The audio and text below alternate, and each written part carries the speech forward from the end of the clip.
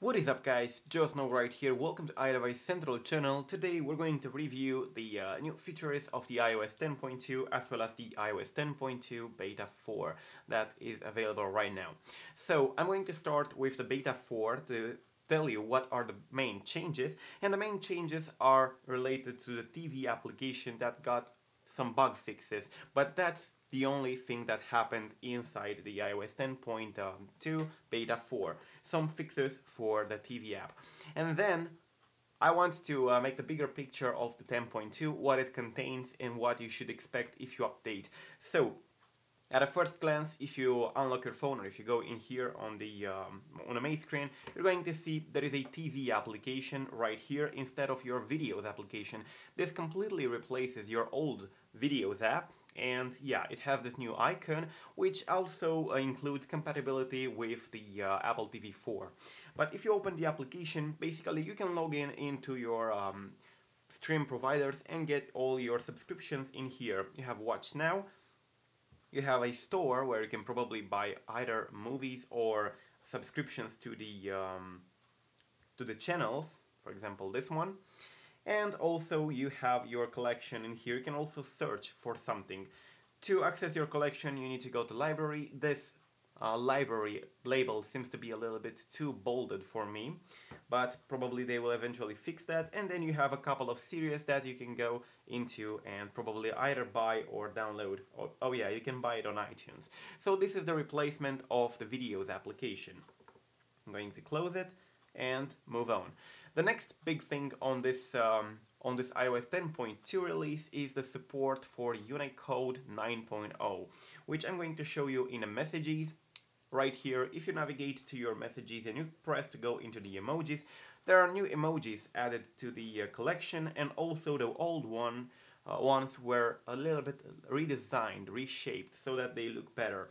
Of course, you can get thousands of them now, and you have a lot of collection in here, but if you're not the person who uses those emojis, then you probably don't feel this usefulness of this update. Then you have, of course, new effects inside the messages application, and I'm going to show you right now by going back to the keyboard and trying to text somebody. I'm going to select Dane in here and write hi. I write ho. Right, and if you press and hold, you have the new effects on the screen. Instead of balloons, you now have the confetti mode, which brings you some confettis. And then you have a big heart mode, which is called Send with Love. Alongside with all the laser related things, the fireworks that were present, the shooting stars, and celebration, which is something new. The celebration is also a new effect introduced in 10.2. Right, going back and going to the settings, now finally the camera can save its mode. Now if you open camera, sorry for the black screen, it's standing on a flat surface.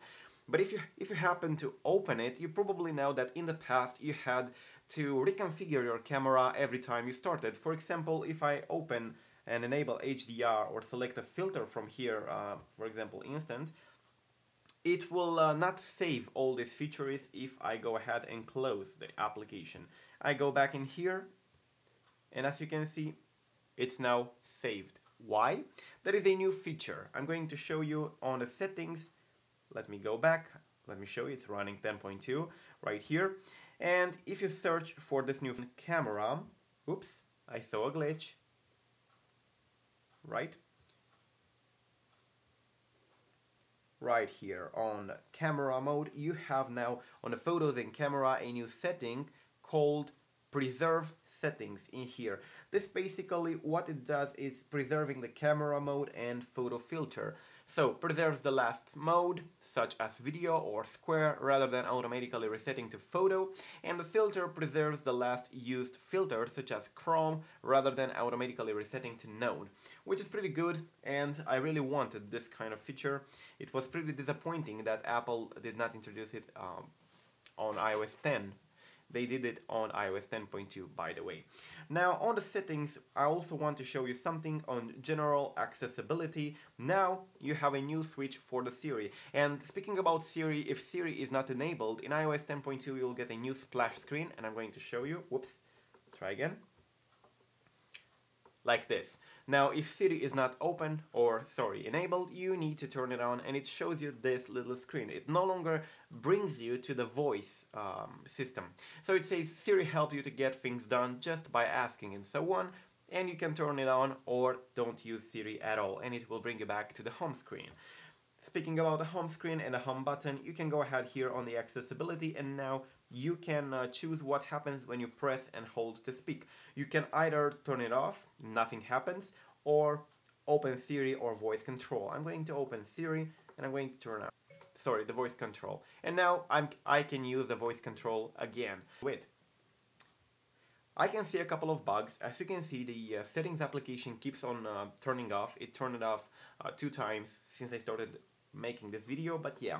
Speaking about the Messages application, it has 2 new features. You probably remember that if you were out of the Messages application, for example on a home screen or on any other application, if somebody texted you, you couldn't see right here in the notification who the hell texted you if you tried to replay from inside the notification. Now they added that inside the notification panel and you can see who you're texting to.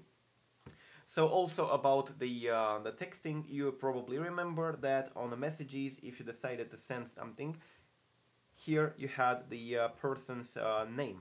Another glitch, as you can see.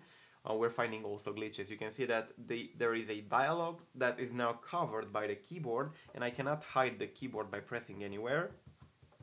And I cannot switch to the dialogue. Pretty good, Apple, pretty good. You're getting better daily. Anyways, now you no longer need to have the picture of that person on your Messages if you decide to disable it, which is something good and pretty clear if you ask me. Now, speaking about more accessibility modes, there is of course a lot of things that you can check out in here. But what I also saw new inside the settings is the TV apps tools. For example, you have the TV that actually brings you to home sharing or purchases and rentals. So you can select your quality and then a couple of cellular or Wi-Fi related things.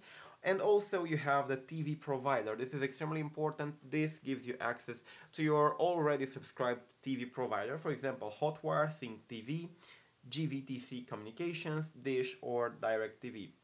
You're going to Dish and you're going to log in into the provider's website, as you can see from here, or DirecTV.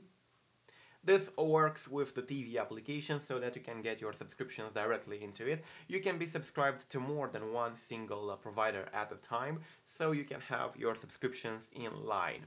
So this is basically what this brings you. The SOS function that was introduced at the beginning of the iOS 10.2 betas is now no longer available. So if you press 5 times on the power button, it no longer calls your SOS system.